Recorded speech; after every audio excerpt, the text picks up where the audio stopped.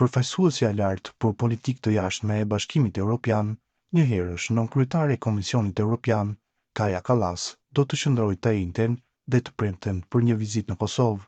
Në njoftimin për media bëhet e ditur se Kallas do të takohet me përfaqësues të partive politike dhe organizata të shoqërisë civile.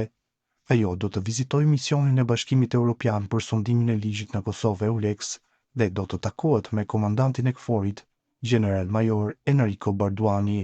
Me të arritur në Kosovë, Kallas do të mbajë një konferencë për mediat, thuhet ndër të tjera në këtë njoftim, ku më kryesorja do të jetë çështja e bllokimit të institucioneve të Kosovës pas zgjedhjeve të 9 shkurtit, e cila ende nuk ka marrë një zgjidhje dhe këtë të mërkur ka dështuar për herë të 19 zgjedhja e kryetarit të Kuvendit të Kosovës.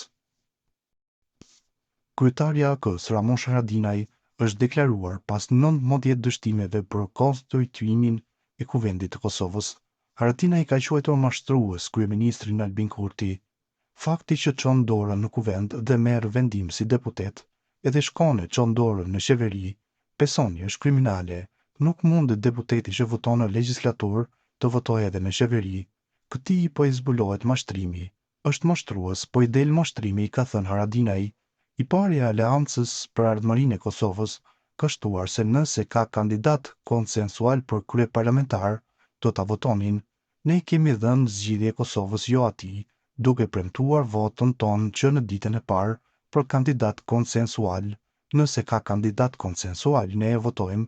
Vetëvendosja e ka kaluar pragun fal listës guxo alternativës, edhe kjo jona ashtu është, pa alternativën e listën guxo, as vetëvendosje s'do ta kalonte pragun, tha Haradinaj.